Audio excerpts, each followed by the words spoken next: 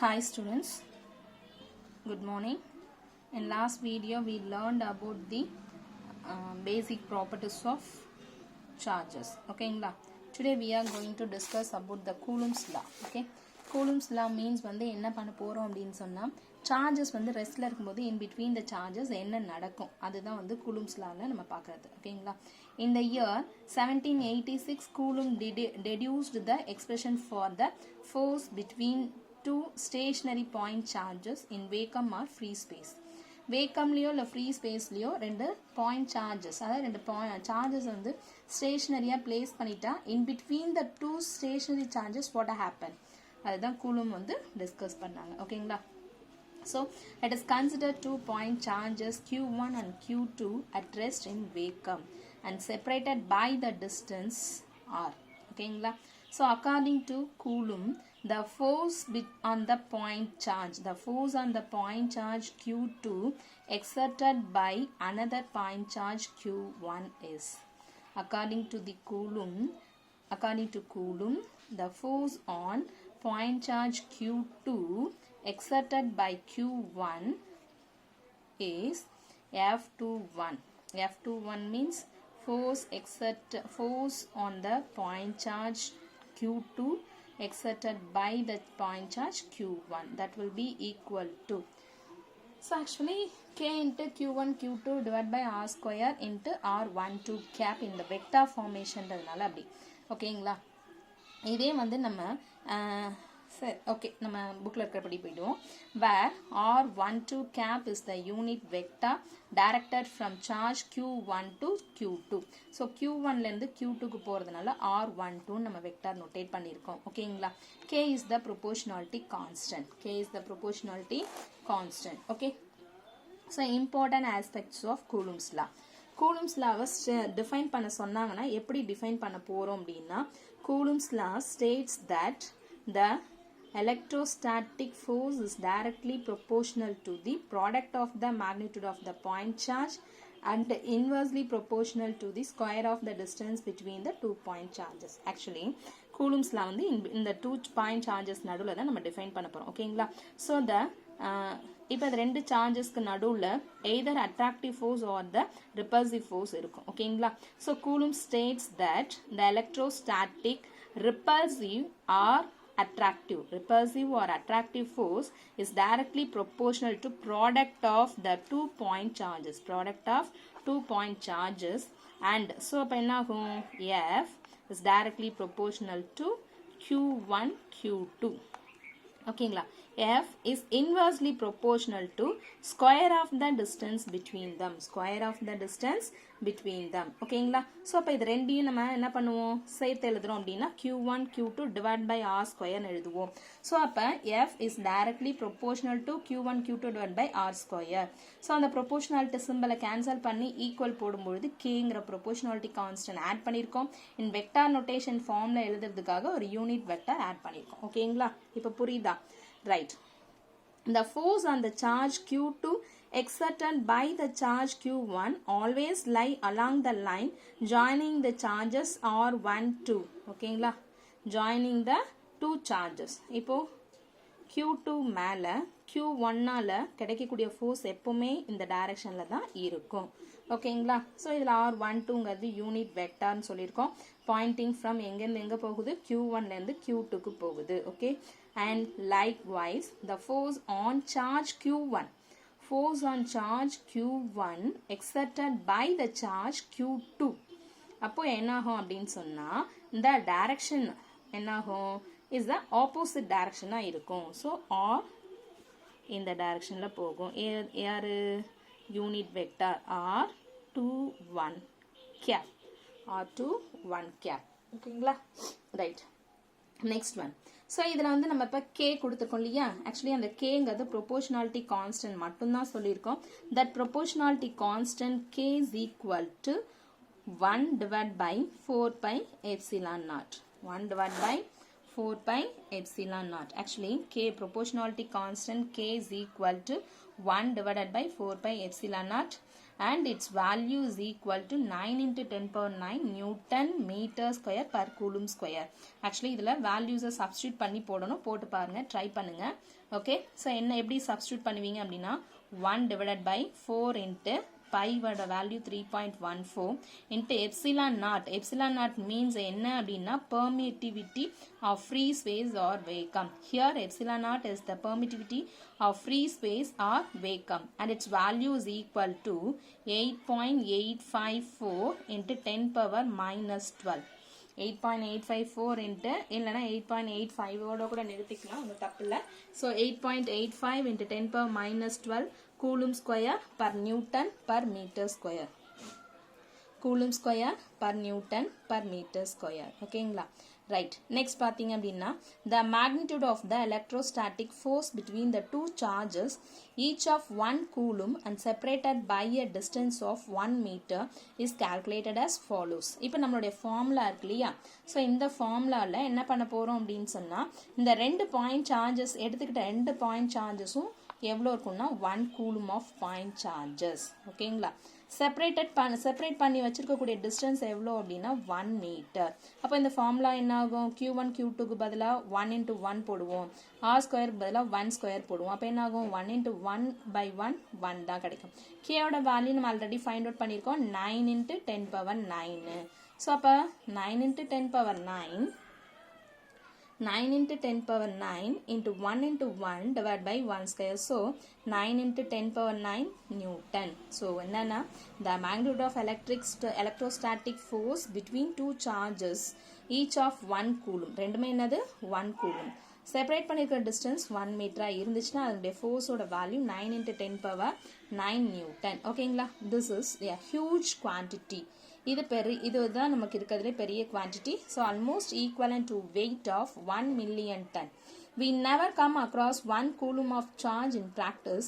Most of the electrical phenomenon in day-to-day life involve electric charges of the order of micro coulomb or nano coulomb.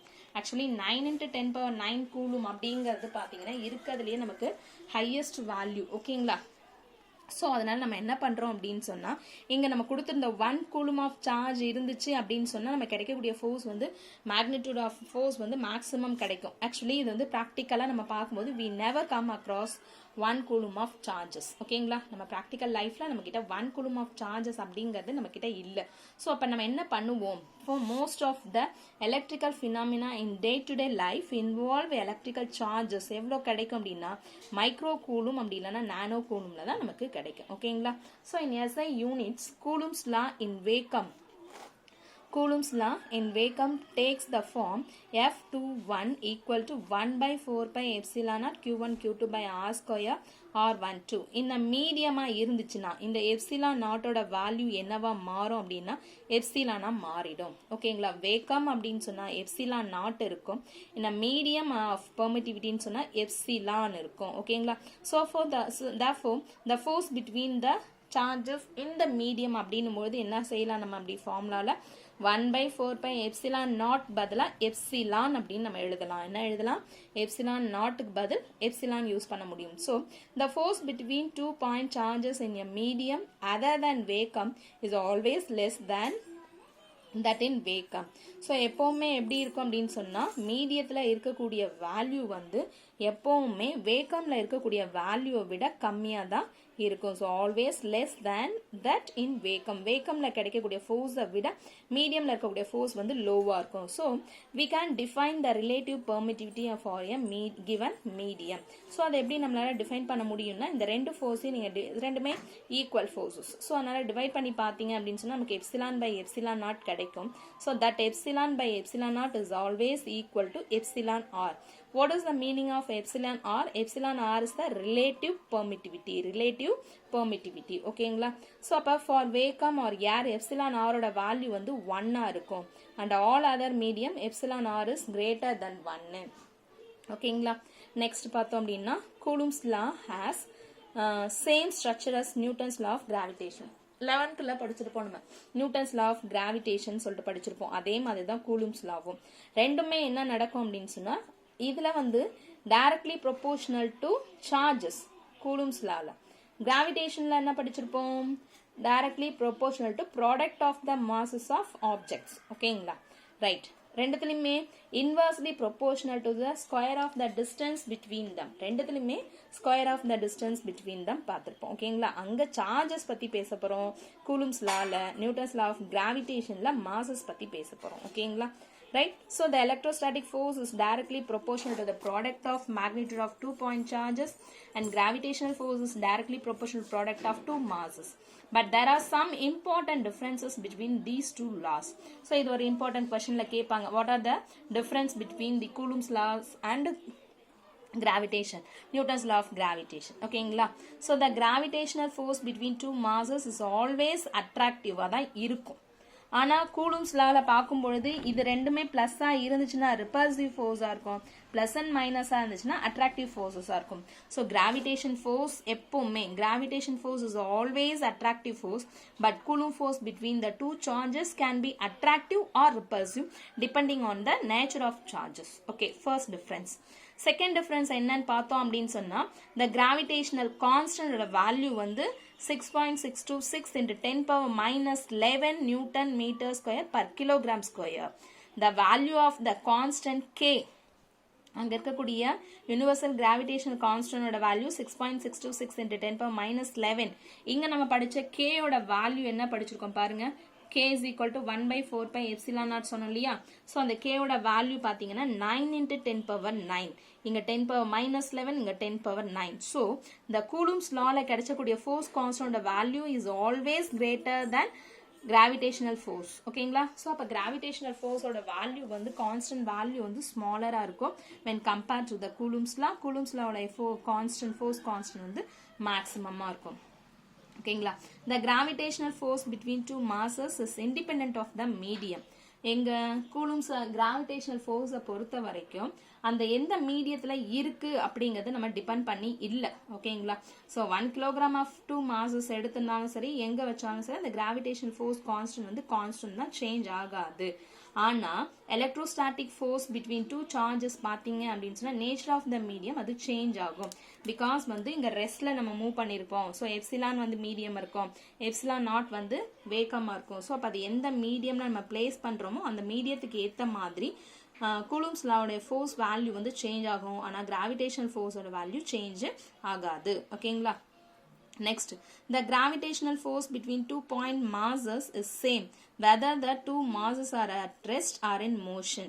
ஓகேங்களா so gravitational force gravitational லாவை பொறுத்த வரைக்கும் அந்த ரெண்டு மாசஸும் வந்து ரெஸ்ட்ல இருந்தாலும் சரிதான் மோஷன்ல இருந்தாலும் சரிதான் கிராவிடேஷனல் கான்ஸ்டன்டோட வேல்யூ சேஞ்ச் ஆகாது ஆனால் கூலும்ஸ் லால எடுத்தோம் அப்படின்னு சொன்னா ரெஸ்ட்ல இருந்தாதான் Coulomb's law in case at another force in case மூவிங்ல இருக்கு charges are at in moving motion அப்படின்னு சொன்னா லாரன்ஸ் ஃபோர்ஸ் நமக்கு வந்துடும் so comes in to play in addition to Coulomb's force Lorentz force வந்து சார்ஜஸ் ரெஸ்ட்ல இருந்தா கூலும்ஸ் ஃபோர்ஸ் சார்ஜஸ் இன் மோஷனா இருந்தா நமக்கு லாரன்ஸ் ஃபோர்ஸ் கிடைச்சிடும் ஓகேங்களா so the force on a charge Q1 exerted by point charge Q2 is given by F12 is equal to 1 by 4 pi epsilon Q1 Q2 by R square R2 1 cap so அதனால என்ன ஆகும் அப்படின்னா first charge பாருங்க F21 இருக்கு second force பார்த்தீங்கன்னா F12 இருக்கு so இதை வந்து நம்ம சின்னதாக சேஞ்ச் பண்ணுறோம் அப்படின்னா இந்த R12 R21 நம்ம சேஞ்ச் பண்ணுறோம் அப்படின்னு சொல்லும்பொழுது அந்த சேஞ்சஸ் பண்ணும்போது என்ன செய்யலாம் ஆக்சுவலி ஒரு மைனஸ் சைனை நம்ம கொடுத்தா போதும் ஸோ அந்த மைனஸ் சைன் கொடுக்கும்பொழுது F12 is equal to minus of F21 so நியூட்டன்ஸுடைய தேர்ட் லா நம்ம இங்கே அப்ளை பண்ண முடியும் ஓகேங்களா ஸோ பாருங்க F12 F21 ஸோ இங்கே இருக்கக்கூடிய வேல்யூஸ் ஜஸ்ட் R12 R21 நம்ம இன்டர்சேஞ்ச் பண்ணுறோம் அப்படின்னு சொல்லும்போது கண்டிப்பாக இங்கே ஒரு மைனஸ் சைன் போடுவோம் ஸோ அதனால் F21 equal to 1 by 4 pi epsilon naught Q1 Q2 by R square F21 ஓகேங்களா sorry R21 R12 ஓகேங்களா F21 னா R12 போடுவோம் ஓகே ஸோ F12னா F12 போது இங்கே R21 போட்டிருப்போம் ஓகேங்களா இந்த R21 R12 நம்ம மாற்றும் போது ஒரு மைனஸ் சைன் சேஞ்ச் பண்ணுவோம் மைனஸ் சைன் சேஞ்ச் பண்ணிட்டா போதும். இது ரெண்டுமே ஈக்குவல் ஆகிடும். இந்த ரெண்டு ஈக்குவேஷனும் ஈக்குவல் ஆகிடும். அப்போ F21 இல்லைன்னா F12 is equal to minus of F21. ஓகேங்களா? So therefore the electrostatic force obeys Newton's third law. ஓகேங்களா? The expression for Coulomb's force is true only for point charges, but the point charge is an ideal concept. However, we can apply Coulomb's law for two charged objects whose sizes are very much smaller than the distance between them. Coulomb's law வந்து நம்ம எங்கே apply பண்ண முடியும்னா only point charges தான் apply பண்ண முடியும். அதுவும் stationary point charges மட்டும்தான் நம்மளால அப்ளை பண்ண முடியும். ஸோ இருந்தாலுமே we can apply Coulomb's law to charged objects. Sizes வந்து எப்படி இருக்கணும், அந்த பாயிண்ட் சார்ஜஸ் உடைய sizes are very much smaller. எப்போ டிஸ்டன்ஸ் செப்பரேட்டிங் டிஸ்டன்ஸ் விட சைஸ் ஆஃப் த சார்ஜஸ் வந்து லோவாக இருக்கணும். ஓகேங்களா? ஸ்மாலராக இருக்கணும். In fact Coulomb's discover his law by considering the charged spheres in the torsion balance as point charges. The distance between two charged spheres is much greater than the radii of the spheres. ஓகேங்களா? அவர் எப்படி கண்டுபிடிச்சிருக்கிறாருன்னா coulomb வந்து torsion balance use பண்ணி கண்டுபிடிச்சாரு. அப்போ அதனுடைய torsion balance means பால் மாதிரி இருக்கும். அந்த பால் வந்துட்டு அதனுடைய ரேடியை வந்து கம்பேர் பண்ணும்போது அது செப்பரேட் பண்ணி இந்த டிஸ்டன்ஸை விட ரேடியை வந்து ரொம்ப ரொம்ப ரொம்ப லோவாக இருந்துச்சு. அதாவது distance is greater than the radii of the spheres. ஓகேங்களா? ஸோ இப்போ சொன்னது புரிஞ்சிருக்கும்னு நினைக்கிறேன். ஸோ இது வந்து இம்பார்ட்டன்ட் ஒரு கொஷின் வந்து, அதாவது important aspects of Coulomb's law and then Coulomb's லானா என்ன, what are the difference between these two laws. ஓகேங்களா? ஸோ கிராவிடேஷனல் லாவுக்கும் கூலும்ஸ் லாவுக்கும் இருக்கக்கூடிய டிஃப்ரென்ஸ். ஸோ இதில் 3 டைப்ஸ் ஆஃப் கொஷின்ஸ் வந்து இதில் கேட்க முடியும். அதனால் இந்த கூலும்ஸ் லா பற்றி படிச்சுட்டு உடனே டெஸ்ட் எழுதுங்க. ஓகேங்களா? Thank you students.